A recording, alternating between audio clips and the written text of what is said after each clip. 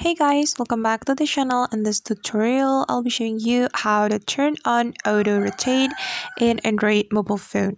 Let's get started. First of all, open your Android phone. Then you are going to swipe down your screen like this and swipe down one more time. Then you can click on this button, this portrait. Then just tap on it and the auto rotate has been activated, and let's see the result.